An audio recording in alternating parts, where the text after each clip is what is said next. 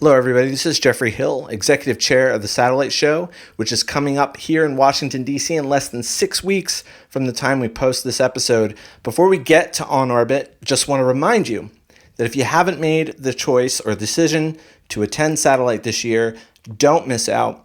We are about to welcome more than 14,000 professionals from around the world. We've got more than 250 speakers, including Claire Hopper, Chief of Commercial Satellite Communications at U.S. Space Force, Dr. Paul Jaff, TTO Project Manager at DARPA, Michael Miranda of Norwegian Cruise Lines, Vice Admiral Frank Whitworth, Director of the NGA, Mike Cool, Senior Product Manager of Connected Fleet for John Deere, Brad Sturtz, Director of Government Affairs at Audi, Citigroup Managing Director Jason Gursky, Brett Johnson, CFO of SpaceX, Erica Rogers, Director of NASA's Office of Technology Policy and Strategy, Director of Advanced Programs, and more than 100 executive-level thought leaders and CEOs from around the global space industry, all on the Satellite Conference program.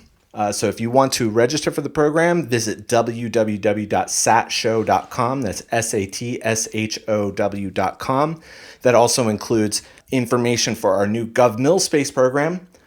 So check that out. That's our expanded government military foreign program that we are launching for our expanding government military audience. So we hope to see you in Washington, D.C., March 10th through 13th. We hope to see you there. And now on to our episode.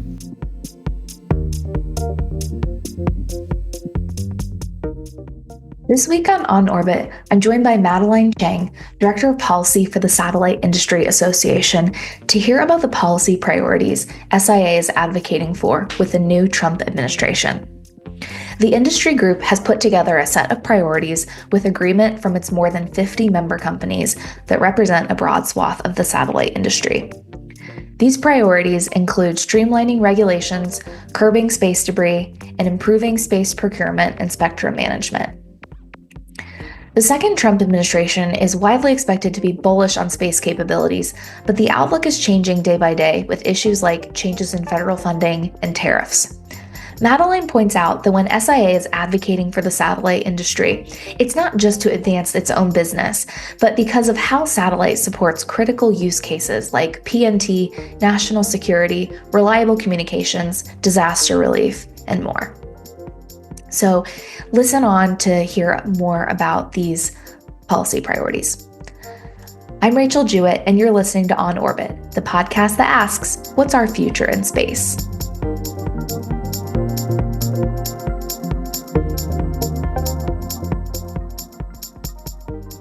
Hi, Madeleine. Welcome to On Orbit. I'm so excited to have you on today. No, thank you so much, Rachel. Thanks for reaching out. And I think, in the next 4 years, space is definitely going to be a focal point with Congress and with the administration. So I'm excited to talk.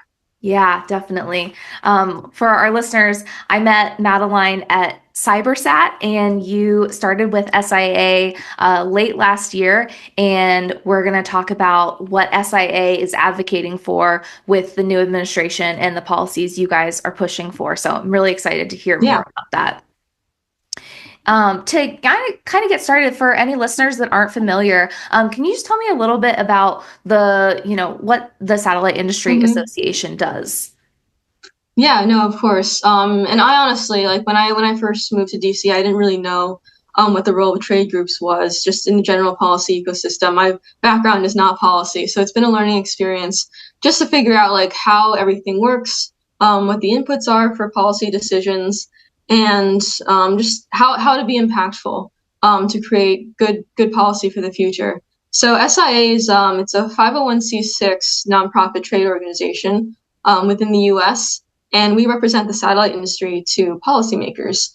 So SIA has been around since 1995, advocating for satellite operators, service providers, manufacturers, launch providers, ground equipment suppliers, and others. And we're a consensus. We've got over 50 members, and we're a consensus-based organization. So all of our policy documents that we'll put out, including this one, our transition team briefing white paper, goes through all of our members just to make sure that they agree on all of these points, and that there are no no one's really holding out, and everyone is represented as they want to be. Yeah, I can imagine that it might be kind of a challenge to get 50 different companies that have different goals and are in different parts of the industry to agree on something. Yeah, no, I mean we just like span a whole range of issues, including spectrum policy, export controls, remote sensing licensing, and just others. And it's just fantastic to see just like the broad range of the different types of companies that we support, from like big companies, small companies, companies in low Earth orbit, companies in geostationary orbit, and service providers. So it's quite cool to see where they agree, and also where they might need where they can compromise and where their interests lie. And so um, we build consensus through our working groups. So this document was sort of created through our regulatory working group, which is just like it's the legal experts, the regulatory experts in our companies will sort of get together in a subgroup and discuss like what their priorities are. And they'll debate about what's important to each of them, and at the end of it, will just emerge like this list of 5 priorities for the next administration, which all of our companies agree on. And it's quite stunning when all of these companies with different interests will agree on 5 things that we'd be happy to go deeper on with different Yeah. different officials. Mm-hmm. Yeah, that was something I noticed when I was Mm-hmm. reading through. I was like, it's actually really impressive that you Mm-hmm. got the companies to agree on really any one of these things. I think Mm-hmm. is relevant. Okay, Yeah. but before I talk to you about the policies, you just mentioned that you didn't come from a policy background. So, how did you end up at SIA, and like, what is your background in? Yeah, so my I think by trade and by training, I am a software engineer, and I began my career at Lockheed Martin doing some back-end satellite software for some of their classified systems. So from there, I was sort of as like within a company and a government contractor, it's interesting just see like how things are done, what the customer's priorities are, and just like how a satellite works, just like deep down, like the systems architecture, Yeah, what is possible. And yeah, so from there, I got the opportunity to conduct space security research at the Center for Strategic and International Studies in DC. So it's a think tank, and I'll be honest, like at the time, I also wasn't totally sure what a think tank is, but that was a good chance for me to do some in-depth research on some of the bigger picture questions that I had maybe been working on sort of on a much lower level at Lockheed. So, what is the state of international space security? Who are the actors? So, for example, I did a lot of research into China's counter space capabilities, so what their satellites can do, what they're deploying, and what their 5-year plan is, and how their policies compare to ours. And we did that with Russia, North Korea, India, etc., and also did research into the commercial remote sensing global marketplace and how competitive our companies are versus those in our partners, and also in different countries. Like, how can we better shape industrial policy to boost innovation? And so I think from there, I was more on the international side, and it was really fantastic. It was a great learning experience. Um, but that sort of led me down the path of wanting to look more closely and learn more about our domestic satellite industry, and sort of like what the levers are within our within domestic space policy and how that can be shaped. Because I mean, a lot of the international policy comes down to what should U.S. policymakers be paying attention to. And so for me here at SIA, it's really just the perfect opportunity to learn more about the the domestic space and satellite industries, how things come together, sort of like what the environment, what the regulatory environment is, what folks are prioritizing, and how it can grow in the next 4 years, 10 years, 20 years. Where are we going to be? So it's a good place to be. yeah, it's awesome. And I think one of the things about your role that's really cool is that you get to work with all of these different companies, that you're not focusing on just one company's Mm-hmm. interests, which is kind of like Yeah. me also as a journalist, that I'm covering all of the different companies. So I think Yes. it's a good, it's nice to be able to take a view of like what everyone's doing versus digging down into just one company. Yeah, I think it helps inform, like when you get good news or bad news, or you just like something happens, it'll help inform like how to make sense of it. And I think just like being able to learn from all these companies, and also the team members of SIA, Tom and Jennifer, and just like these experts like within the companies that have been in the industry for decades, that's also been really valuable to me. Yeah, absolutely. Mm-hmm. Okay, so give me a broad overview before we get in a little deeper. Give me a broad overview of the policy proposals that SIA is advocating for with the change to the new second Trump administration.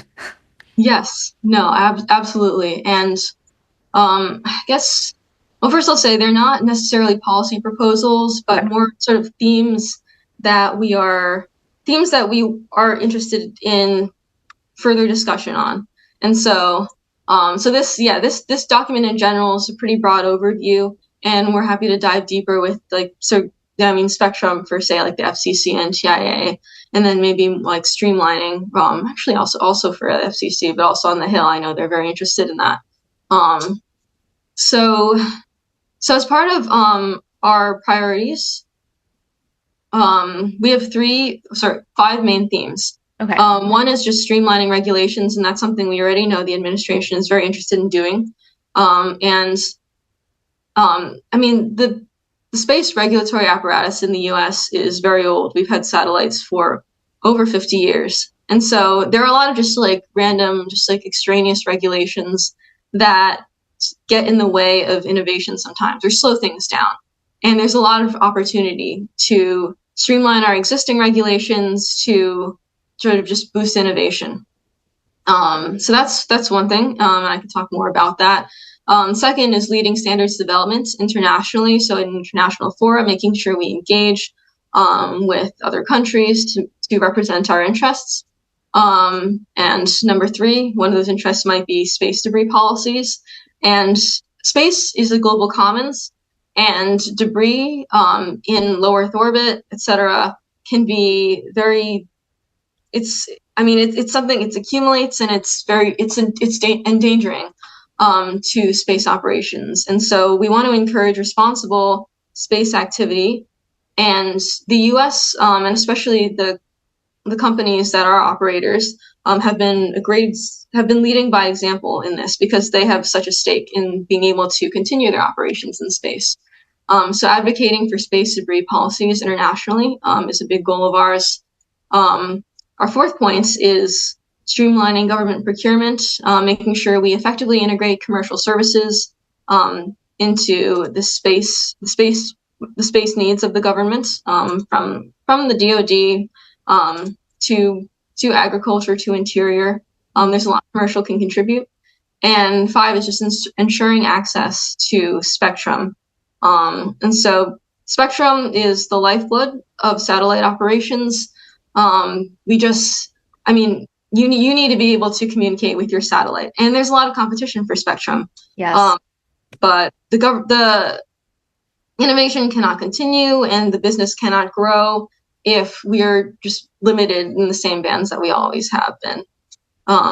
Just because there will just be, if we want to increase our usage of satellites, then we need to increase our ability to communicate with them.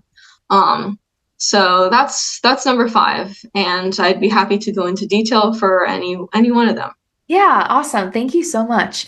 I'm going to ask some follow-up questions. So I'll just go through the list with the first one and talking about streamlining regulations. And like you said, this is something that the Trump administration has really already said is going to be a priority. So is this a pain point that you hear a lot from members about too much regulation? And do you have any examples of like types of regulations that members are interested in having? Yeah. I mean, there is almost always opportunity for improvement. And I mean, different types of members are concerned about different regulations. And a lot of these regulations are sort of left over from when satellites were considered, mostly military usage. And so so they were very strictly export controlled. And so we're very interested in advocating for a closer look at these space export controls and seeing where they can be made more precise to more specifically address the national security risks that they are designed to address. And in actually this past fall, we submitted comments to DDTC within state and also BIS within commerce because they intended to they had some proposed rulemakings to reduce export controls, and we were quite happy about that. So an example of that might be just restrictions on imagery or the parts of satellites that you can export. Yeah, I attended a webinar from, I think, the Commerce Department where they were talking about the export controls, and I was, to be honest, I was like, this is very high level, like or not high level, but I was like, this is very technical stuff. Like, yeah, no, I mean, I rely a lot on our member companies to sort of go through it and identify what's relevant to them and what we should advocate for. And the Office of Space Commerce has just been a really great partner in communicating these issues, getting the word out, and advocating for the satellite industry within the U.S. government. Yeah. Another thing that this item talks about is letting the market and consumers choose the winners and losers, and, facilitating competition, but, competitive environment for multiple satellite operators. And I think also, this isn't quite in there, but I think you're probably also mean the opportunity for satellite to even compete against other technologies. And something I've talked to Tom Stroup about a couple times in the past when I do broadband reporting is like how satellite is looked at as, for federal broadband funding, if it's part of like the Rural Digital Opportunity Fund, programs like that. You say that type of regulation is something that you're referring to here, like, how satellites looked at in federal broadband programs? Yeah, I think, one, supplemental coverage from space is a really good step. And we're also, looking forward to working with Chairman Carr on this too, because he has indicated many times in his writings that he really believes that satellite could be a great contributor to reducing the digital divide and providing network access to those that are underserved. And quite frankly, like it's time. There are multiple operators that are able to provide broadband service just to remote areas, and satellite is the quickest way to connect the unconnected, just because fiber optic cables take a really long time. And so there's an opportunity for satellite companies to contribute to providing rural broadband within the U.S. And I think that's a reason to be really optimistic in the coming administration. Yeah. Carr has made, he's made a lot of statements about that. A lot of them, though, have been in the context of like pro Starlink versus, I'm curious if he'll be, just, obviously he, will need to be impartial as a government official, but I feel like a lot of the things that he said has been in the context of Starlink's versus terrestrial options versus like satellite in general. Yeah, I think he has mentioned Starlink a couple times, but I think in some of his remarks that I've read, he also mentioned Amazon's Kuiper and a couple others. And when you're looking at providing access to satellite communications, it's useful to just have, for resilience, for redundancy, a variety of providers. And so Starlink might be one of them, Kuiper might be another one, and then you might want a MEO or GEO provider, just in case, your access to certain bands is limited. Or like they don't have access at the time. So I think there is opportunity for a lot of competition within this space, and certainly it's not winner takes all. Yeah, definitely. And then on leading standards development, so can you talk a little bit Mhm. more about what that means and what that means in the context of the Satellite Industry Association? Yeah, so in the past, we have engaged a lot with the ITU, and that's something that we look forward to continuing to do. Space, it is really, I mean, this global footprint of the space and satellite industry really necessitates collaboration with other international commercial partners, and also partnerships with other governments, and making sure that we coordinate space operations. And so at the ITU, for example, making sure that we set standards for the types of data that we use, and make sure that we know where other satellites are, is important just for overall space safety. And so, yeah, we had a couple of member company representatives at the World Radio Conference in 2023, and we're also participating in conversations leading up to the next one in 2027. Yeah, I did a Mhm. story, I guess it was a year ago at Yeah. this point, that was kind of talking to satellite operators, many of them member companies, about Mhm. the takeaways from Work 23. And one of the Mhm. biggest things I heard was like just how big space was in terms of the priorities for the Yeah. IT, that it's like for Work 27, space Mhm. is a huge focus. Mhm. Whereas before, like it's more of a focus than it was in the past, and more opportunity for the satellite cellular convergence and working with terrestrial providers. Yeah. No, it's exciting to see. And a lot of the items that were discussed at 23 are, being discussed in 27 for, adoption at the next one. So starting early is good, and making sure that we continue to stay involved in the conversation is good. And yeah, so I mean, U.S. government participation is the bedrock of private company participation as well. And we've had a lot of good conversations with state and others Mhm. on this topic. Yeah. Hmm. On the space debris policy. So I Hmm. think this was the one that I was Oh yeah. most impressed by, that there was agreement. But one of the things that you mentioned was that operators need to safeguard their investment. They want to make sure that they can continue to operate in space. And I think that's a key part of like why why you can reach agreement on this issue. Hmm. I feel like, just to give, I mean, you know this, but for our listeners, there was a lot of progress in the last administration with the FCC's 5-year deorbit rule, Hmm. and started in the first Trump administration, transitioning the space situational awareness, some of that out of DoD to the Hmm. Yeah. Commerce Department, in which I think is still, it's still in the process.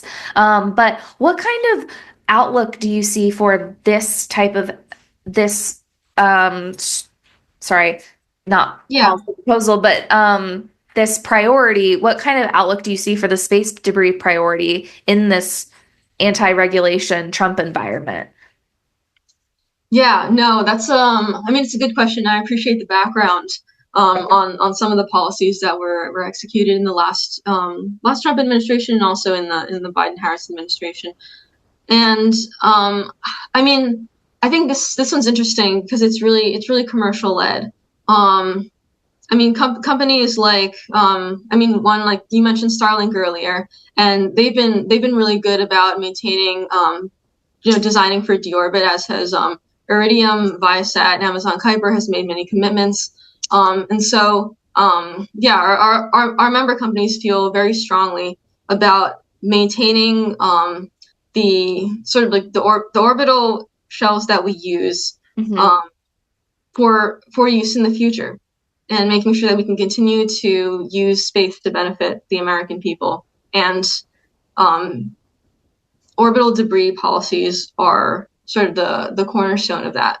Um, and right now, like a lot of it has been private sector led. The FCC has done some, and we're looking forward to see what the Office of Space Commerce does with the TRACS program.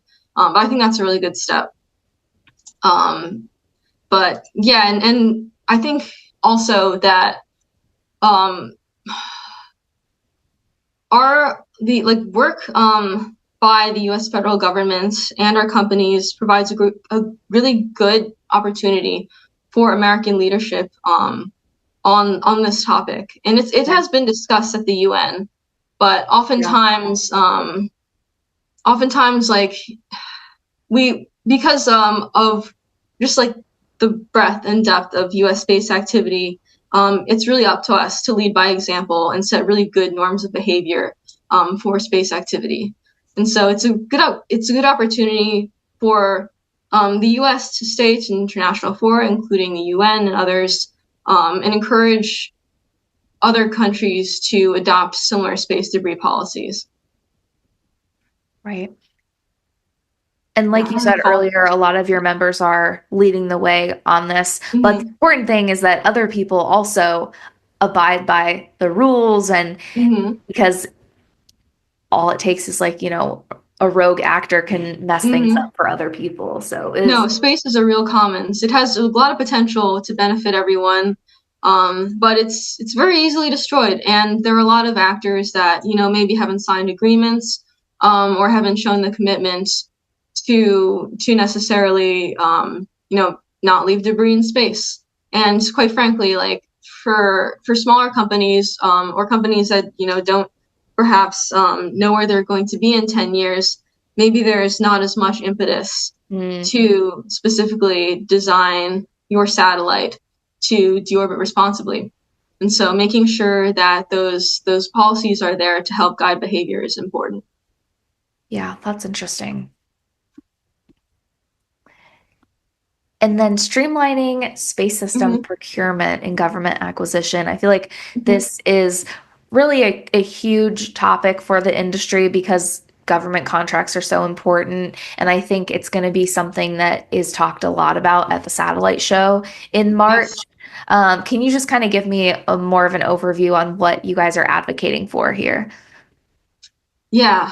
And in this case, I wouldn't say that we are advocating for any specific policy because there are actually I don't know if that is necessarily relevant, but our companies have sort of deal with a very wide range of government customers and different types of like contracting and procurement.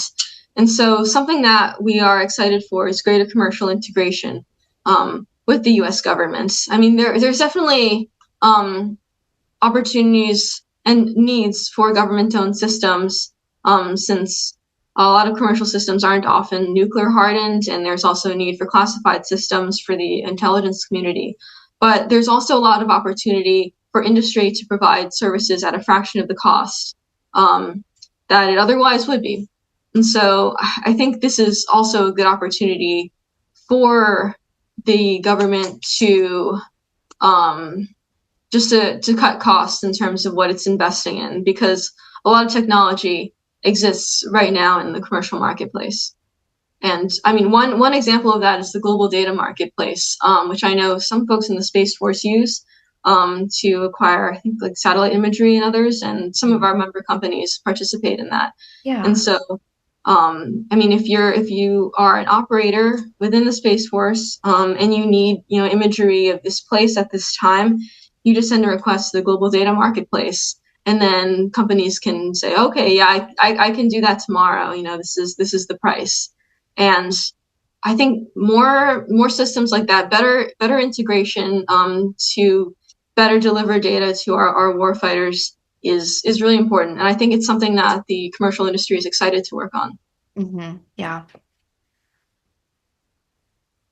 One follow-up question on this that I think kind of aligns with this point, though, is I have to bring up Elon Musk and the Department of Government Efficiency, DOGE, where, I know SpaceX is not a member of SIA, and it's like you have this company that is really like one of the most, if not the most powerful company in the industry that a lot of these companies depend on for their access to space. And then the leader of that company has a direct line to the president and a lot of might have influence on federal cost cutting. So are you hearing, did that come up in these discussions? And is there like anxiety from members about what that could mean for fair competition with them? Yeah, I mean, I would say that, before the inauguration, before there were, I guess, a lot of nominations and confirmations, there was a lot of uncertainty within just like the broader DC space community on what might happen. And certainly, I think that just like the presence of Elon Musk within the administration really just like hammers in the point that space is going to be a real focus for the next 4 years, which it hasn't necessarily been in the past. And I mean, interest by President Trump, Elon Musk, and also and Senator Cruz and Congressman Babin also, and Chairman Carr have indicated just like a willingness to and a drive to boost American leadership in space innovation. And so I think like oftentimes with the satellite and space industry, all boats rise when there is more interest and investment in the industry in general. So this is actually, well, that's my personal opinion. I haven't necessarily polled all of our member companies on this, but in the past, I think there's a lot of reason to be optimistic in this. And actually, one thing that SI's, I'll credit our media correspondent Dean on this, as he was watching the inauguration. He noted that the tech leaders that were there included Elon, as well as Jeff Bezos, and Tim Cook from Apple. And I mean, Jeff Bezos runs Amazon Kuiper, and they're launching. They're going to launch the beginning of their constellation this year, which is pretty exciting. And Apple last year announced a partnership with Globalstar to provide direct-to-device, direct-to-cell on their new iPhones. So space is really, really omnipresent, and there are signs that it's really only going to grow from here. Mm-hmm. Okay, I mean, so I see that you're seeing reason for optimism there. Mm-hmm. Yeah, no, definitely. Yeah. And then kind of a big picture question is that kind of why are these things important regardless of who is president? Like what is kind of like the why behind why why these things are all important to SIA and why it's important for the satellite industry to be engaged on these issues? Yeah, and I think I'll share just from my personal experience. And I am just very optimistic on what the space economy, the satellite industry, and others can provide to sort of overall like lift up the well-being of Americans and others. I mean, you've seen things like broadband LEO and also GEO can help bridge the digital divide, and internet is really important just for everyday tasks and keeping us connected. It's been important for example, like the California wildfires. It's been used for emergency services to make contact with folks, for folks to be able to contact their loved ones when there's no cell service available. It's really critical for navigation, GPS, etc. I really think that it's such an innovative industry, and I think in many ways, maybe up until this administration, it's been kind of underrated because there are so many functions of the satellite industry that are not well understood by the public. And so just making sure that we can contribute as much as we can is important. And I've seen that sort of like from an engineering side to a research side, and now from a more policy angle.